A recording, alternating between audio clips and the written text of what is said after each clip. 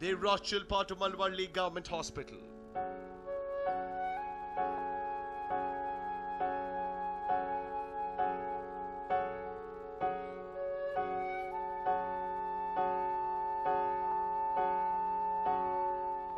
Shilpa was then moved to the Government Medical College and Hospital in Mandya for further treatment because the hospital in Malwalli didn't have the required facilities.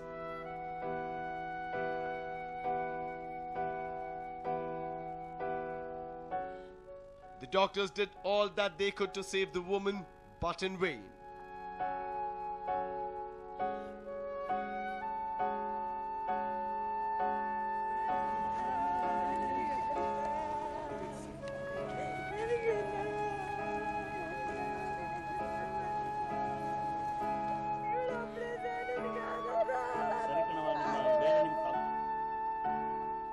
Attempt to ಮರ್ಡರ್ದು ಪ್ರಕರಣ ದಾಖಲು ಮಾಡಲಾಗಿದೆ.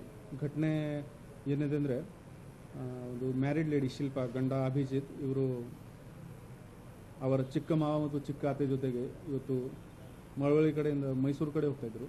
ಆವಾಗ ಕನ್ನಳ್ಳಿ ಅಂತ ಊರಿದೆ, ಅದರ ಪಕ್ಕದಲ್ಲಿ ಅವರ ಮೇಲೆ ಸೀಮೆಎಣ್ಣೆ ಹಾಕ್ಕೊಂಡು ಅವರಿಗೆ ಬೆಂಕಿ ಹಚ್ಚಿದ್ದಾರೆ. ಇಮಿಡಿಯೇಟ್ಲಿ ಗ್ರಾಮಸ್ಥರು ನೋಡಿಕೊಂಡು ಅವರಿಗೆ ಫಸ್ಟ್ ಮಳವಳ್ಳಿ ಹಾಸ್ಪಿಟಲ್ಗೆ ಶಿಫ್ಟ್ ಮಾಡಿದ್ದಾರೆ. ಅಲ್ಲಿಂದ ಅವರಿಗೆ ಇಲ್ಲಿ ಮಂಡ್ಯ ಹಾಸ್ಪಿಟಲ್ಗೆ ಶಿಫ್ಟ್ ಮಾಡಲಾಗಿದೆ. Shilpa got married on Jan 1st, 2014 to a man she was madly in love with for over a year. Her husband, who worked at a car garage, was madly in love with Shilpa and chose to get married to her against his family's wishes. At such a tender age, Shilpa met a gory end only because of one decision that she made. It was an intercaste marriage that claimed her life. Shilpa hailed from Jaydev Nagar in Mysore and did not come from a very well-off family. ಇದೊಂದು ಅಮಾನವೀಯವಾದಂಥ ರಾಕ್ಷಸಿ ಕೃತ್ಯ. ಇತ್ತೀಚಿನ ದಿನಗಳಲ್ಲಿ ಈ ಥರ ಒಂದು ಪ್ರಕರಣಗಳು ಹೆಚ್ಚಾಗ್ತಾ ಇರತಕ್ಕಂಥದ್ದು ಈ ನಾಗರಿಕ ಸಮಾಜನೇ ತಲೆ ತಗ್ಗಿಸ್ತಕ್ಕಂಥ ಒಂದು ಕೆಲಸ ಆಗಿರ್ತಕ್ಕಂಥದ್ದು.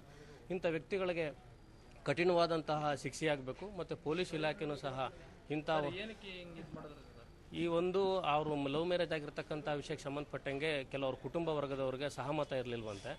ಆ ಕಾರಣವನ್ನು ಗಮನದಲ್ಲಿಟ್ಕೊಂಡು ಈ ರೀತಿ ಮಾಡಿದ್ರಿ ಅಂತಕ್ಕಂಥ ವಿಚಾರವನ್ನು ಆ ಶಿಲ್ಪ ಅಂತಕ್ಕಂಥ ಹುಡುಗಿ ಸ್ವತಃ ಹೇಳಿಕೆಯನ್ನು ಕೊಡ್ತಾ ಇರತಕ್ಕಂಥ ಹೇಳಿಕೆ ಅದು.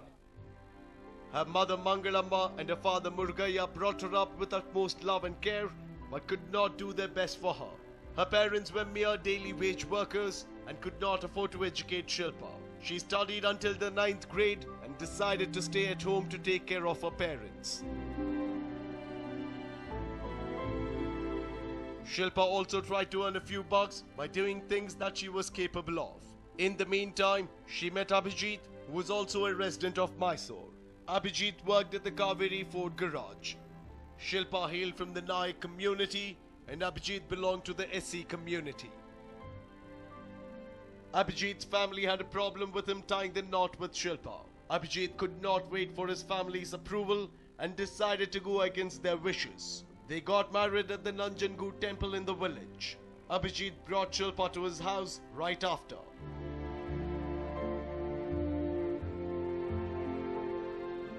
Abhijit's parents, Nagama and Billaya, didn't have a problem with Shilpa.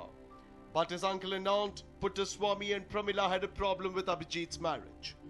They hated Shilpa and decided to put an end to Shilpa's life.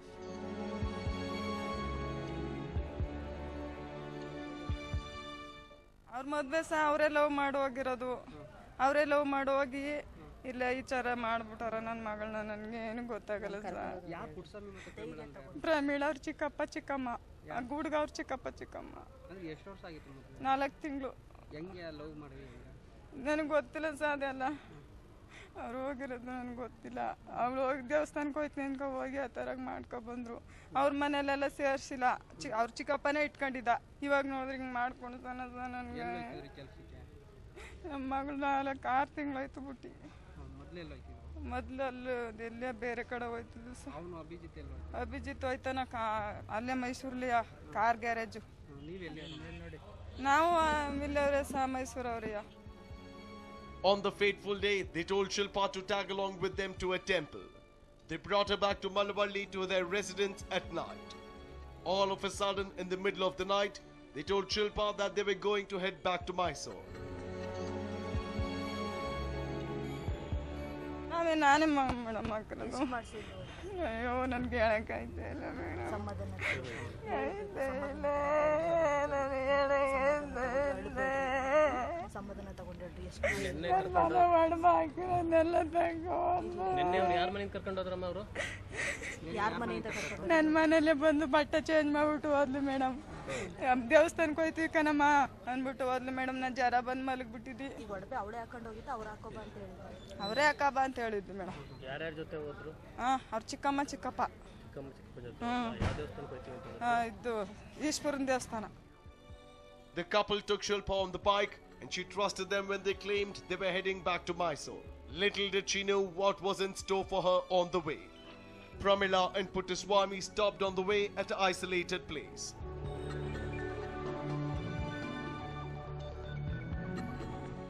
ರಾತ್ರಿ 11 ಗಂಟೆನೆಲ್ಲ ಹುಡುಗಿನ ಆ ಲವ್ ಮಾಡಿದಂಥ ಹುಡುಗ ಏನೂ ಇರಲಿಲ್ವಂತೆ, ಕೆಲ್ಸಕ್ಕೆ ಹೋಗಿದ್ದಂತೆ. ಮತ್ತು ಅವ್ರ ಮನೇಲಿದ್ದಂತಲ್ಲ ಅವನು ಪುಟ್ಟಸ್ವಾಮಿ ಅಂತ ಅಂದ್ಬಿಟ್ಟು ಪ್ರಮೀಳಾ ಅಂತಕ್ಕಂಥವ್ರು ದೇವಸ್ಥಾನಕ್ಕೆ ಹೋಗೋಣ ಅಂತೇಳಿ ಅವ್ರು ಕರ್ಕೊಂಡು ಬಂದಿದ್ದಾರೆ. ರಾತ್ರಿ 11 ಗಂಟೆನಲ್ಲಿ ಮೊದಲು ಅವನೇನೋ ನಾನು ರೀಸರ್ಚ್ ಮಾಡ್ತೀನಿ ಅಂತ ಏನೋ ಹೋಗಿದ್ದಾನೆ. ಮತ್ತು ಪ್ರಮೀಳಾ ಇವರಿಬ್ರು ಜೊತೆಲಿ ಕುಂತ ಸಂದರ್ಭದಲ್ಲಿ ಹಿಂದುಗಡೆಯಿಂದ ಬಂದು ಕತ್ಗೆ ಹಗ್ಗ ಹಾಕೊಂಡಿದ್ದಾನೆ ಅಂತ ತಪ್ಪಿಸ್ಕೊಂಡು ಇವ್ರು ಮುಂದೆ ಬರ್ತಾ ಇರುವಂಥ ಸಂದರ್ಭದಲ್ಲಿ ಆ ಹುಡುಗಿನ ಮತ್ತೆ ಅವ್ರನ್ನ ಹಿಡ್ಕೊಂಡು ಸೀಮೆಣ್ಣೆ ಹಾಕಿ ಸುಟ್ಟಿರ್ತಕ್ಕಂಥದ್ದು, ಒಡವೆಗಳೆಲ್ಲ ಬಿಚ್ಕೊಂಡು ಸೀಮೆಣ್ಣೆ ಹಾಕಿ ಸುಟ್ಟಿದ್ದಾರಂತೆ. ಮತ್ತು ಅದಕ್ಕೆ ಮುಂಚಿತವಾಗಿ ಆ ಹುಡುಗನ ಚಿಕ್ಕಪ್ಪ ಮತ್ತು ಚಿಕ್ಕಮ್ಮ ಇಬ್ಬರೂ ಏನೋ ಒಂದು ಕೊಲೆ ಮಾಡಬೇಕು, ಇವಳನ್ನ ಲವ್ ಮಾಡಿ ಮದುವೆ ಆಗಿರ್ತಕ್ಕಂಥದ್ದು. ಇವರು 4 ತಿಂಗಳಿಂದ ಜನವರಿನಲ್ಲಿ ಮದುವೆ ಆಗಿದ್ದಾರೆ. ಆಗ್ಬಿಟ್ಟು ಸತ್ತೋಗಿದ್ದಾಳೆ ಅಂತೇಳಿ ಹೊರಟೋಗಿದ್ದಾರೆ. As soon as Shilpa got off the bike, they tried to strangulate her with a rope. Shilpa managed to escape from their clutches and started running away. The couple then chased her down, poured petrol on her and burnt her alive.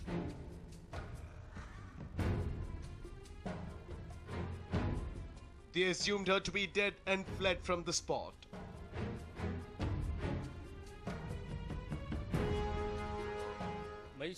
ಮೈಸೂರಿನ ಒಂದು ಹುಡುಗಿ ಶಿಲ್ಪ ಅನ್ನುವಂಥ ಒಂದು ಹುಡುಗಿನ ಅವಳ ಗಂಡ ಇತ್ತೀಚೆಗೆ love marriage ಆಗಿದ್ದಂಥ 4 ತಿಂಗಳ ಹಿಂದೆ ಲವ್ ಮ್ಯಾರೇಜ್ ಆಗಿದ್ದಂಥದ್ದು. ಆ ಹುಡುಗಿಯನ್ನು ಇಲ್ಲಿ ಟಿ ನರಸೀಪುರ ತಾಲೂಕು ಹತ್ರ ಮುಡುಕ್ತಿರೆ ದೇವಸ್ಥಾನಕ್ಕೆ ಕರ್ಕೊಂಡು ಬಂದು ಅಲ್ಲಿಂದ ಮಳವಳ್ಳಿ ತಾಲೂಕು ಕನ್ನಳ್ಳಿ ಹತ್ರ ಕರ್ಕೊಂಡು ಬಂದು ಆ ಹುಡುಗಿಯನ್ನು ಮರಕ್ಕೆ ನೇತಾಕ್ಲಿಕ್ಕೆ ವೇಲ್ ಮುಖಾಂತರ ನೇತಾಕ್ಲಿಕ್ಕೆ ಪ್ರಯತ್ನ ಮಾಡಿದ್ದಾರೆ. ಆವಾಗ ವಿಫಲ ಆದ ನಂತರದಲ್ಲಿ ಸೀಮೆ ಎಣ್ಣೆಯನ್ನು ಸುರಿದು ಅವಳನ್ನ ಜೀವ ಸಹಿತ ಸಜೀವ ದಹನ ಮಾಡಲಿಕ್ಕೆ ಪ್ರಯತ್ನ ಮಾಡಿದ್ದಾರೆ. ಪ್ರಯತ್ನ ಮಾಡಿದ ಅಭಿಜಿತ್ ಮತ್ತೆ ಪುಟ್ಟಸ್ವಾಮಿ ಪ್ರಮೀಳಾ ಅಂತಕ್ಕಂಥ ಹೇಳಿಕೆಯನ್ನು ಆ ಹುಡುಗಿ ಕೊಡ್ತಾ ಇದೆ. ಅವರ ಸಂಬಂಧಿಕರಂತೆ, ಆ ಹುಡುಗಿಗೆ ಸಂಬಂಧಿಕರವರು, ಅತ್ತೆ ಮಾವ ಅಲ್ಲ ಸಂಬಂಧಿಕರು ಅಂತ ಹೇಳ್ತಾ ಇದ್ದಾರೆ. ಹಾಗಾಗಿ ಅವರು ಈಗಲೇ ಅವ್ರು ಹೇಳಿಕೆ ಕೊಡ್ತಾ ಇರ್ತಕ್ಕಂಥದ್ದು ಇವರೆಲ್ಲರೂ ಸೇರಿ ನನಗೆ ಮಾಡಿದ್ದಾರೆ ಅನ್ನುವಂಥದ್ದು ಈ ಥರ ಆಗಿದೆ.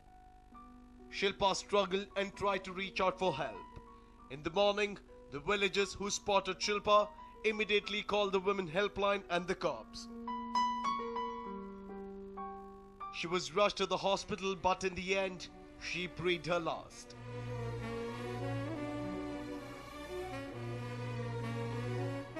ಬೆಳಿಗ್ಗೆ 6 ಗಂಟೆನಲ್ಲಿ ಇರ್ತಕ್ಕಂಥ ನಮ್ಮ ಮಹಿಳಾ ಸಂಘಟನೆಯವರು ಅಲ್ಲಿ ಘಟಕದವರು ತಿಳಿಸಿದಂಥ ಸಂದರ್ಭದಲ್ಲಿ ನಾವು ಇಲ್ಲಿ ಕರ್ಕೊಂಡು ಬಂದು ಅಡ್ಮಿಟ್ ಮಾಡಿದಂಥದ್ದು. ಮಾತಾಡಲ್ಲ, ಹುಡುಗಿ ಮಾತಾಡ್ತಾ ಇದ್ದಾಳೆ. ನಾನು ನನಗೆ ಇವರು ಇಂತಿಂತವ್ರು ಬಂದು ಹಿಂಗೆ ಸುಟ್ಟಾಕಿದ್ರು ನನ್ನ ಗಂಡ ಇರಲಿಲ್ಲ ಅಂತೇಳಿ ಹೇಳ್ತಾ ಇರ್ತಕ್ಕಂಥ. ಅತ್ತೆ ಮಾವ ಅಲ್ಲ, ಪುಟ್ಟಸ್ವಾಮಿ ಅಂತಕ್ಕಂಥವ್ರು ಪ್ರಮೀಳಾ ಅಂತಕ್ಕಂಥವ್ರು ಇಬ್ಬರು ಬಂದು ರಾತ್ರಿ ಗಾಡಿನಲ್ಲಿ ಕುಂಡ್ರಿಸ್ಕೊಂಡು ಬಂದು ನೇಣೂರಿಂದ ಮುಂದಕ್ಕೆ ಅವ್ರು ತಪ್ಪಿಸ್ಕೊಂಡು ಬಂದಿದ್ದಾರೆ. ಒಂದು ಅರ್ಧ ಕಿಲೋಮೀಟರ್ ದೂರ ಓಡ್ ಬಂದಿದ್ದಾಳೆ. ಆದರೂ ಅಲ್ಲಿ ನಾನು ಒಂದು ಒಬ್ಬೆಗೆ ಹಾಕಿ ಒಬ್ಬೆ ರೋಡ್ ಪಕ್ಕ ಆ ಒಬ್ಬೆನಲ್ಲಿ ಸುಟ್ಟಾಕಿರ್ತಕ್ಕಂಥದ್ದು. 50% ಏನೋ ಬೆಂದಿದೆ.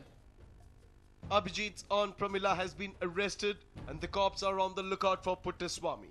They hope to nab him at the earliest. The cops are yet to investigate the case further to learn if Abhijit was involved in the murder or not.